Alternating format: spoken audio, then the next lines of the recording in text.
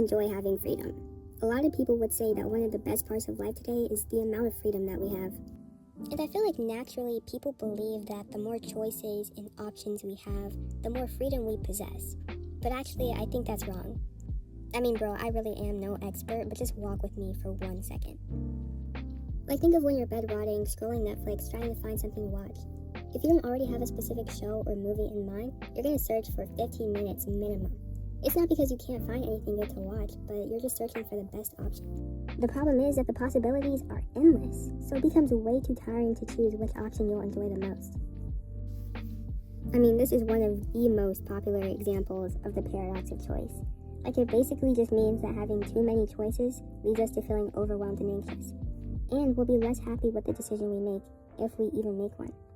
I feel like to some extent this problem has always been a thing, but a psychologist named Barry Schwartz formally introduced the idea. He even wrote a whole book about it. Another phrase for this phenomenon, I guess you could call it, is choice overload. I guess the meaning of it is more obvious when you say it that way, but regardless of what you call it, I mean, it sucks. Like, the reason I'm calling it one of the worst parts of life today is because it affects like every aspect of our lives. It's inescapable. Dog, even as something as simple as choosing a profile picture requires so much cognitive effort and takes way more time than you expect it would because of all the options there are. By the way, bro wrote this book in 2004, so it was already a notable problem. Now imagine how much harder it is to make choices thanks to how the internet is currently.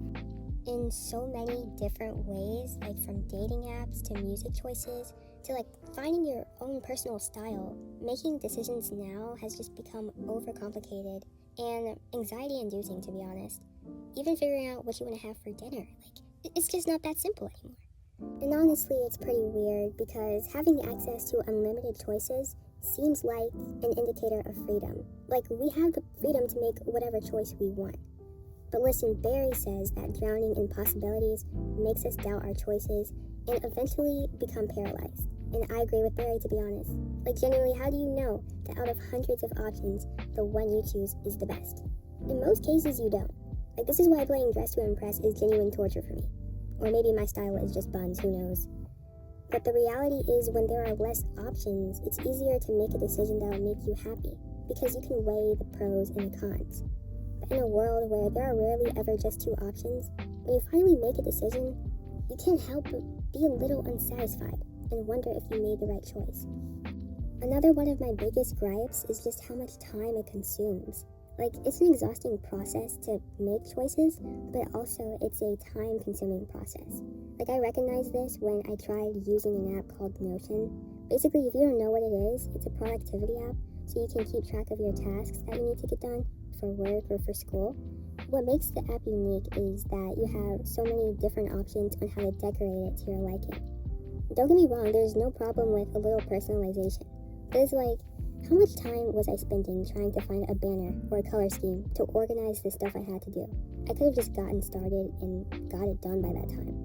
These days, life really is almost entirely up to us. Like, every factor and every decision is our responsibility. I understand back in time, people were way too limited when it came with what they could do with their own lives. Like slavery, for example. Certain parts of humans' lives were already decided.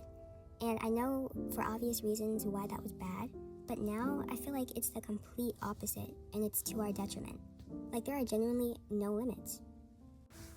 The real reason I made this video is, as my frontal lobe develops and I approach UNC status, I started to think about what I want my role in society to be, and I realized I have zero clue. The options are endless, so I haven't made a choice. I guess I'm in analysis paralysis as we speak. Like I was saying, back then, there was like a formula to life almost. Like, almost everyone just finished high school, went to college, landed some sort of desk job, and then worked for like 50 years. I'm not saying I can't do that now, because that path is always an option, I guess. But now there's so many different paths, all with unguaranteed success rates. For example, if you want to get famous for having zero social skills and bone smashing yourself into oblivion, you can do that, I guess. We're really at a point where the sky is the limit. I mean, for so long, we've had an oversimplified idea of what life could be and who we could be. But now, with the advances in the internet and the political and economic state of the world, what our life should look like has become more of an open-ended question, and the answer varies person to person.